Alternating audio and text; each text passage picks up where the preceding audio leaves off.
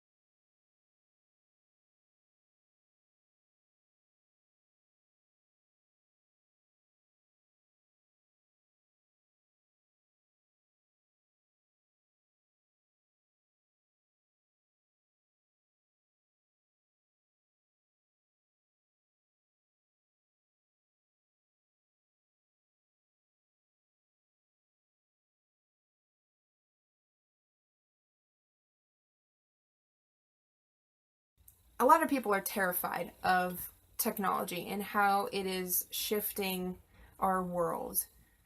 We all have seen many occasions where technology has replaced humans in one work environment or another. A lot of people say, well, technology is going to replace people in manual labor jobs before they replace people in, say, like the doctors or lawyer positions, but I actually think it's the other way around, and many robotics people agree with me on that. Robots are very good with sifting through data, and they have a memory that is only limited by their hardware, essentially, you know, by literally inputting more memory. And you could always put more memory in the computer versus with the human brain. We only have this space, and as far as I know, there is nothing we can put in there to make it bigger or to store more, and so on. So more than likely, robots will be replacing doctors and lawyers much sooner than they will be replacing, say, McDonald's workers or construction workers and things like that. And the reason is doctors and lawyers are knowledge-based jobs, whereas construction workers are hands-on kind of jobs. So it's much harder to make a robot that has the hand-eye coordination that a human does versus Watson, the IBM AI, is really good with technology. I mean, that's why they put him on Jeopardy, right? He was able to sift through all his data and answer questions well before any of the humans could.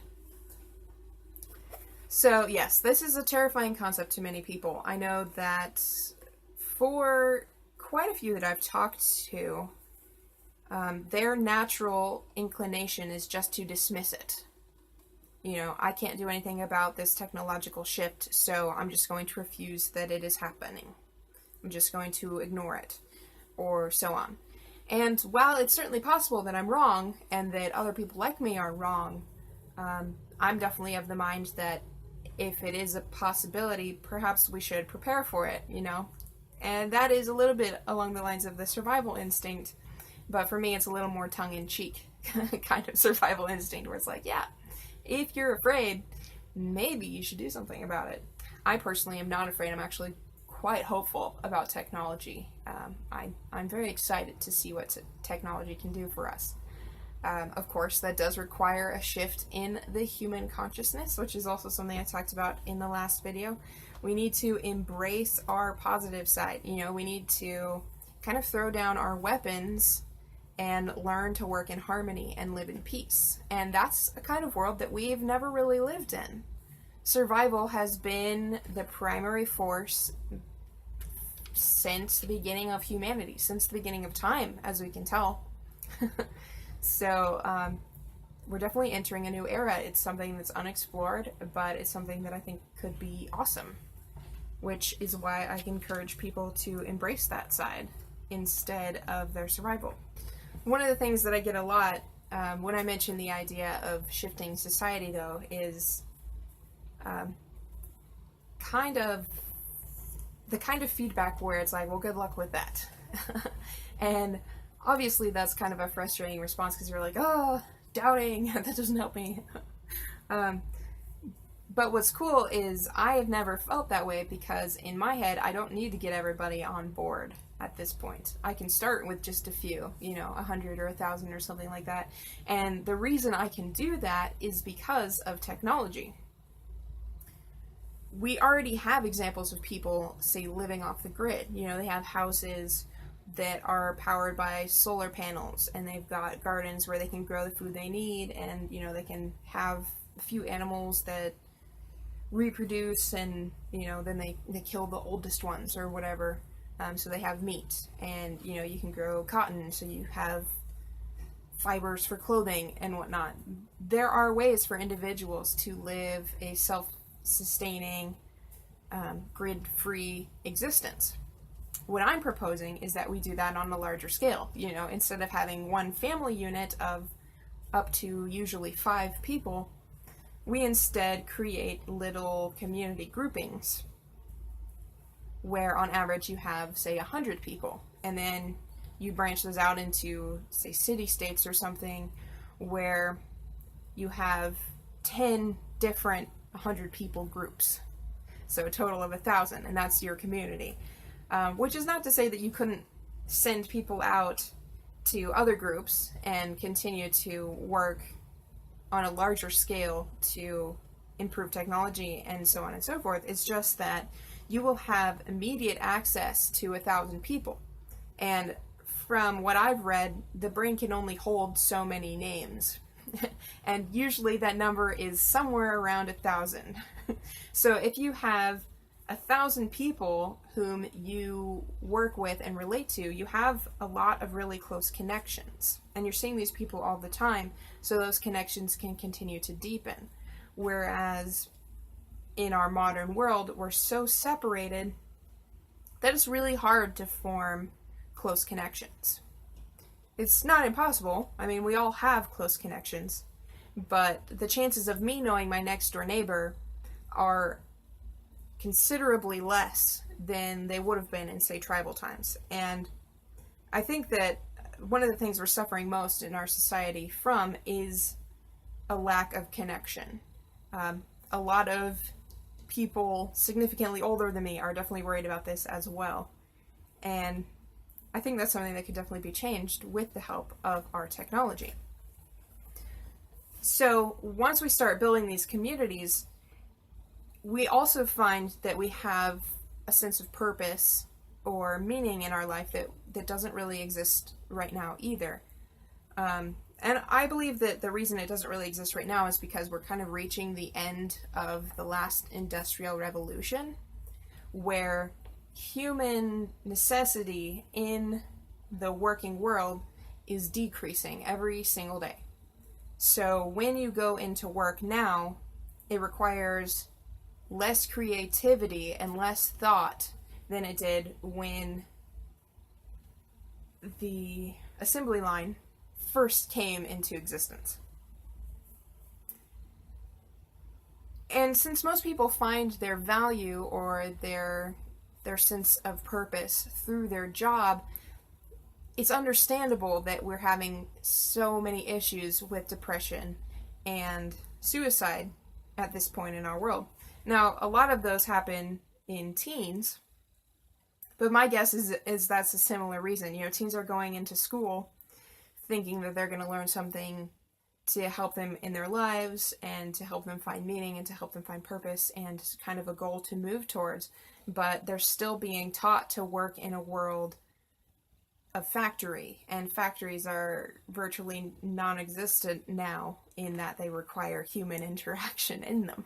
So the communities that I'm proposing, each individual will then be appreciated for their specific talents and skills. You bring in lawyers, you bring in doctors, you bring in cooks, you bring in farmers. Every single one of those people is going to be hugely appreciated within their society. Because if you have one person that loves to cook and they do the cooking for the entire community, or them and, you know, a couple people do the cooking for the entire community, everybody's going to appreciate it, because you have people like me who hate to cook. Additionally, you got people like my mom who love to garden. So you get those people out in the garden. They get to do what they love. Everybody benefits. You're living off a sustainable method of food, so you don't have to worry about running out, and you always have more people working to produce more food and the things that the entire community needs. Then you also have, you know, your robotics people and video game programmers and artists and musicians and things like that.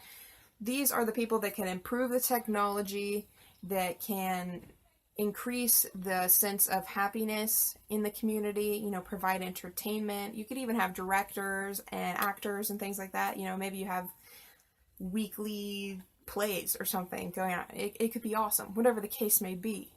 But the point is, rather than doing something we don't necessarily like to earn money, instead we're focusing on doing the things that we love and exploring them to their furthest extent, which actually means our technology will skyrocket far beyond what it is right now, and at probably even a much faster pace, because the people developing that technology will be more, and they will be really excited about what they're doing. They're not doing it because they have to, they're doing it because they love it. And that's kind of the society where I want to live. I want to be in a society where I can follow my passion. I can follow my heart and explore all the different categories of things that interest me. Now, for me, I'm kind of a Renaissance woman. I like to do a whole lot of things. And it's humorous to call me a Renaissance woman, since a lot of those things are computer-based. You know, I like to program, I like to write, I like to do 3D animation, so on and so forth. Those are all computer-based, but, you know, I have a lot of skills and a lot of interests, and I like to be able to embrace those things. And since we no longer really should need to worry about where our next meal is coming from, we have the opportunity to actually create this kind of community now. And, you know, I think that would be really, really exciting. And since I don't need to get everybody else on board, all I have to do is, you know, invite the people that are interested in living in this kind of society to join with me. And, you know, that's what I believe the people who watch these videos are. They're the people that want to live the kind of life I want to live, that want to grow, that want to learn, that want to embrace their passion, that kind of want to create a community like this. You know, they don't want to have to worry about their survival anymore. They want to embrace the brighter side of humanity. So there's a little tidbit of one of my main goals. This is probably the single thing that I want to accomplish most in my life. If you ask me the question of what do you want to accomplish before you die, this is probably the answer. I want to create communities like this. I want to live in a community like this, where we work together to, make something truly amazing, to embrace that more spiritual and creative side of humanity that has been latent for so long. And if you are interested in joining me on that journey and helping me create this project, head on over to my Patreon page. I've got 2 tiers up currently. The first one is $5 a month, and that's largely, if you want to contribute to my efforts, but you're not really all that curious about, joining the community right off the bat. That's where you should donate. The $5 a month is like, yes, I want to support you, but I don't actually want to necessarily, get my hands dirty quite yet. But the $25 a month, that one is a list for people who want to be the testers of this community kind of thing. I'm going to limit the list to 1,000 people, so if you're interested in joining that list, I definitely recommend doing it now, because you might lose out on your opportunity otherwise. More than likely, if that list fills up, I will create another one, but the second list obviously is only going to come into effect after the first one. So I want to give everybody on the first list the opportunity to join the community. And then, after we've kind of worked out the kinks there, then we can move over to the second list and start working on that community grouping as well. It's definitely going to be similar to the way that our society functions, in that it's not, religious based or anything, but it's definitely more about the sense of community. And, here where I live in Olympia, Washington, we actually have a pretty good sense of community, but Olympia is still so big, and there are so many people in Olympia that I have not met that I don't really feel connected to them. And that's kind of what I want to change. So, rather than prattling on and on about this, I am just going to leave you there. If you want to be a part of this project, head on over to Patreon. Additionally, if you like my videos and you want to see more, and you want to provide me with a sense of security and assurance and kind of the thrill of knowing that this is valuable, also head on over to my Patreon page and become a contributor. I definitely like feeling secure, I like feeling provided for, and you guys can help me with that, which would be awesome. Additionally, share this video. I think this one would actually be a very good one to share. Part of the challenge that we face here is that my videos are all so interconnected that it's hard to be like, oh yeah, that video is a really good one to share, because you kind of want all of them connected together, or at least I do. But I think this one might be a good one to share, because you might not have all the information all at once, but you get at least a general idea of what I want to accomplish here. As you all probably know at this point, I want to help people grow. That is probably my main mission in life, and I view this community as one great way to accomplish that task. It's definitely all about changing our perspectives and embracing our more giving side. So yeah, I'm excited to see what happens there. Definitely like this video, click the little thumbs up button, and then subscribe and click the notification bell so that you are updated whenever new videos are posted. I try to post one video every week on Fridays at noon, so be sure to keep up to date with those. And thank you for watching. I will see you soon. Bye.